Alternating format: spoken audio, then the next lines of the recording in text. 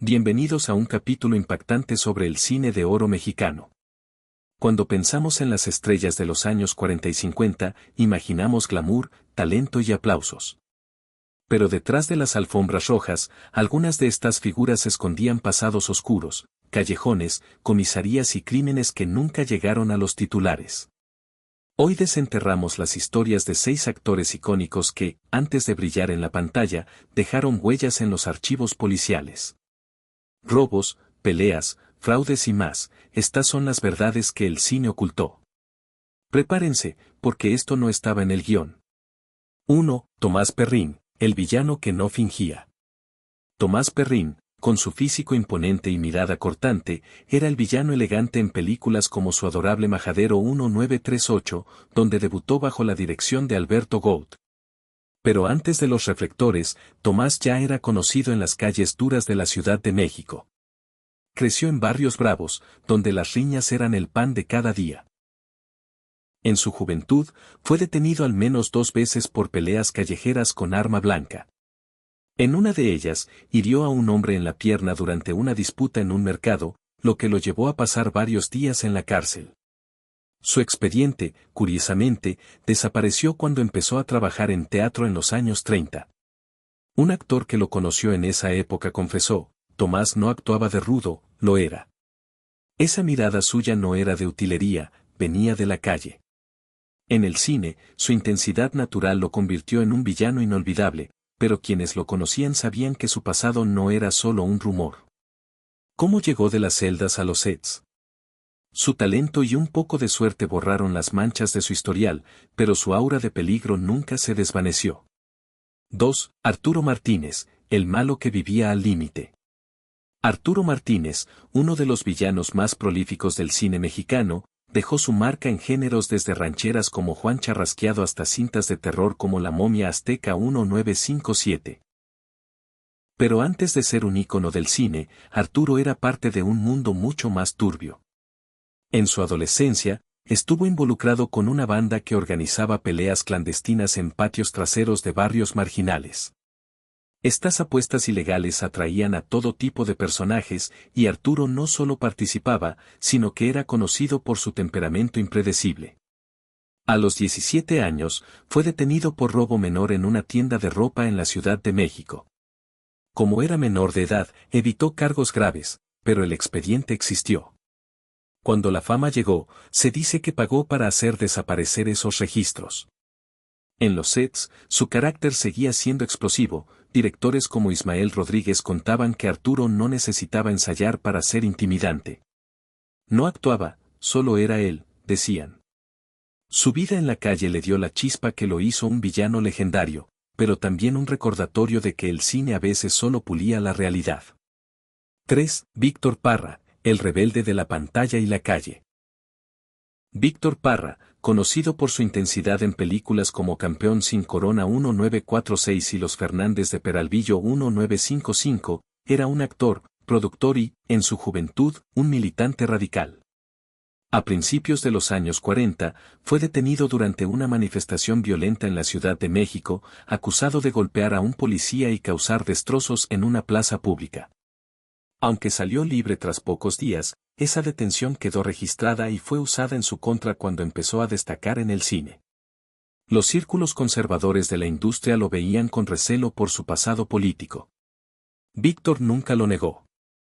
En una entrevista años después, dijo: vengo de la calle y de la bronca. No tengo que fingir cuando interpreto a alguien intenso. Su capacidad para canalizar esa energía cruda lo llevó a ganar 3 premios Ariel, pero también lo marcó como un hombre que no encajaba del todo en el glamour del cine de oro. Su historia es la de alguien que transformó su rebeldía en arte, pero nunca pudo borrar del todo las cicatrices de su pasado. 4. David Silva, La calle en los ojos. David Silva, con su rostro serio y magnético, fue un ícono del cine urbano mexicano en películas como Campeón sin Corona 1946 y Espaldas mojadas 1953. Pero antes de los aplausos, David creció en los barrios más rudos de la capital, donde la supervivencia era una lucha diaria. En su adolescencia, fue arrestado por participar en el robo de un coche estacionado. Aunque no fue él quien lo condujo, estaba con la pandilla responsable, y su nombre quedó en los registros policiales. Como menor de edad, salió rápido, pero esa mancha lo persiguió durante años. Cuando le preguntaban por la intensidad de sus personajes, David respondía, no hay que actuar la calle si la traes en los pies. Su vida en los márgenes le dio una autenticidad que los directores valoraban, y aunque logró dejar atrás su pasado, nunca perdió esa chispa de peligro que lo hacía único. En el cine, David no solo interpretaba a hombres de barrio, él era uno de ellos, y su historia demuestra cómo el talento puede redimir, pero no borrar, un pasado turbulento. 5. Meche Barba, la rumbera con un pasado ardiente. Meche Barba, la reina del cine de rumberas, deslumbró en películas como Humo en los ojos 1946 y Cortesana 1947. Su energía en pantalla era pura dinamita, pero antes de los reflectores, Meche vivía en un mundo donde el dinero fácil y el juego ilegal eran la norma. En su juventud, trabajó en un salón de baile en el centro de la Ciudad de México, donde se dice que manejaba apuestas clandestinas. Testimonios de la época aseguran que Meche conocía a los pesados de la zona y sabía moverse en esos círculos con astucia. Aunque nunca enfrentó cargos formales, su nombre aparecía en rumores sobre actividades ilícitas. Su belleza y talento la llevaron al cine, pero esa chispa callejera nunca la abandonó. Cuando interpretaba a mujeres fuertes y desafiantes, no actuaba, recordaba. Meche misma lo insinuó en una entrevista, la calle me enseñó a no tener miedo. Su pasado le dio el fuego que la convirtió en una estrella, pero también dejó preguntas sobre cuánto de su vida real se coló en sus personajes. 6. Carlos López Moctezuma, el villano con un lado oscuro real.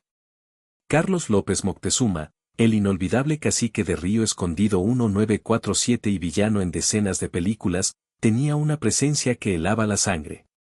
Pero antes de ser un ícono del cine, su vida no era tan diferente de los personajes crueles que interpretaba. En los años 30, trabajó como cobrador para prestamistas en la Ciudad de México, y no precisamente con tacto.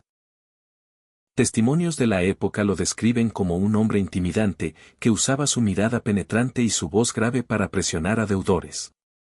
Aunque no hay registros policiales formales, su reputación en los bajos mundos era conocida entre los actores veteranos. En el cine, Carlos canalizó esa energía sin filtros, convirtiéndose en uno de los villanos más temidos de la pantalla.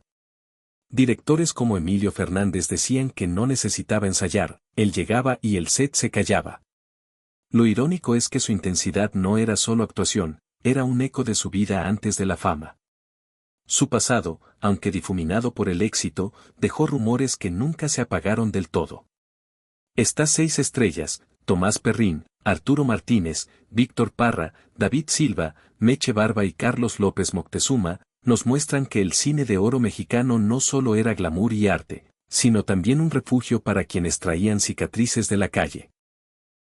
Sus pasados de riñas, robos, apuestas y rebeldías se escondieron tras el maquillaje y las luces, pero dejaron huellas en sus actuaciones, miradas que no mentían, puños que sabían golpear, personajes que no necesitaban ensayar. El cine los redimió, pero sus historias nos recuerdan que incluso las estrellas más brillantes tienen sombras. ¿Cuál de estos relatos te impactó más? ¿Crees que otras figuras del cine de oro escondían pasados similares? Cuéntamelo en los comentarios, me muero por leerte. No olvides suscribirte y activar la campanita para más secretos del cine mexicano. Nos vemos en el próximo capítulo.